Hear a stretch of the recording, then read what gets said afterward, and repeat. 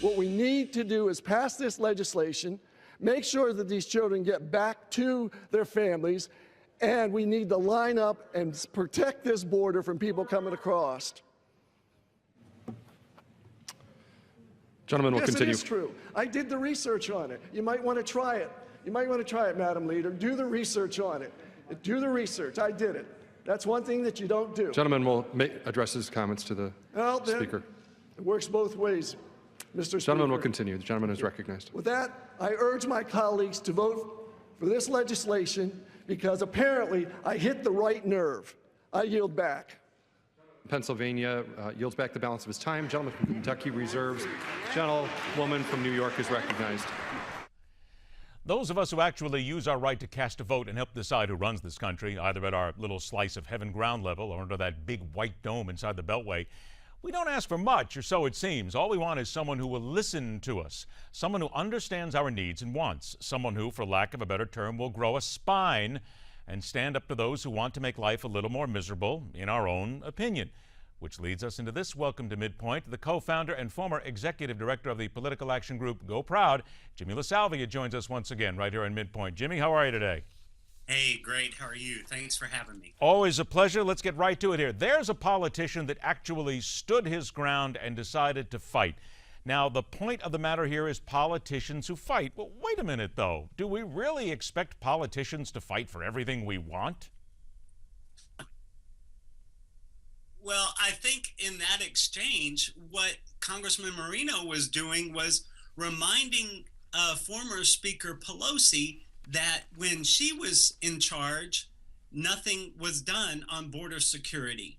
And now that Congress has left, both the Senate and the House have walked off the job in favor of going to campaign and raise money and vacation.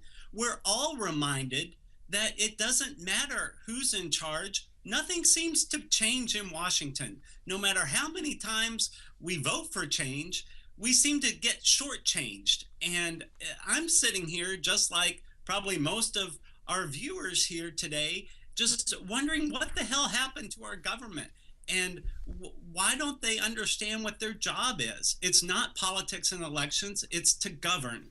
All right, now, let's get down to what you recently put in a column where you said it's not the insurgence of third-party candidates is producing superior choices. It's that those choices are acceptable when the traditional party's candidates are not. Explain yourself there. Well, I think one thing that we've seen, and there have been some big articles in the Washington Post and in Time Magazine recently about the rise of third-party and independent candidates, and they're happening in big races. We saw last year in Virginia, in the governor's race, there was a libertarian candidate that did quite well.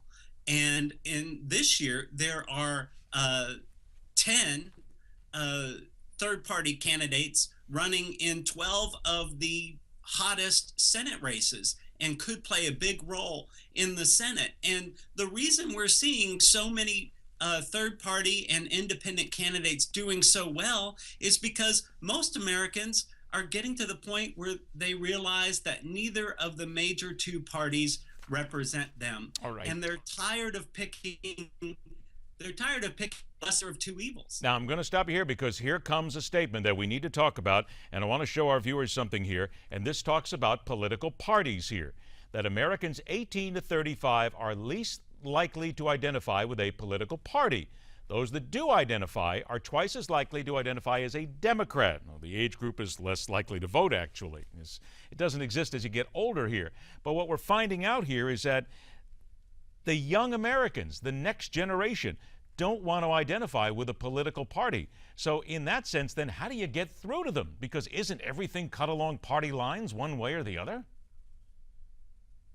Well, that's, I think, part of the problem is that, you know, the two parties have created the system, and they've created the system to protect their power and to keep their power. And so, yeah, the parties are the system that we have. But I think that we can do several things to get young people and really just the disaffected new majority of Americans back involved. And one is to vote regardless of whether there's a D or an R behind a candidate's name. Vote for a candidate who's committed to getting our government working again, and throw out the party line in your head when you're in the voting booth and decide on the best candidate.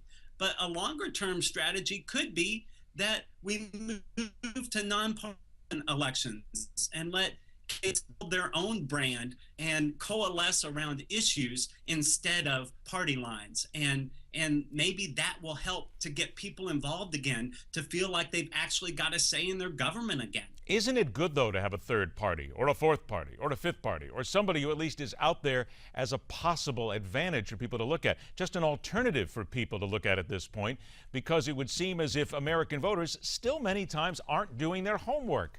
They're voting along party lines, and they're not just looking for the person that will speak to them the best and grow that spine that many people are talking about.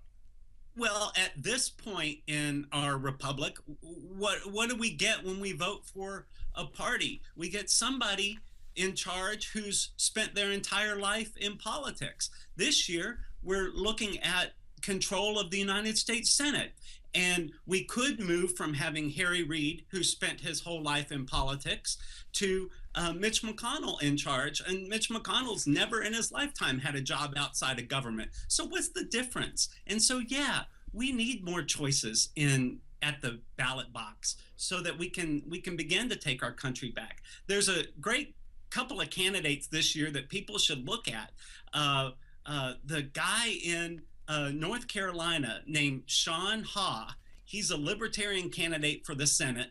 He's a pizza delivery guy. He's just a normal person, and he's got such a great YouTube channel. I hope people will look at his YouTubes and see that there are a lot of people out there who are just talking common sense and trying to shake things up to take our country back. Let me ask you this, 10 seconds. Who's got the best spine in politics right now? Who stands up?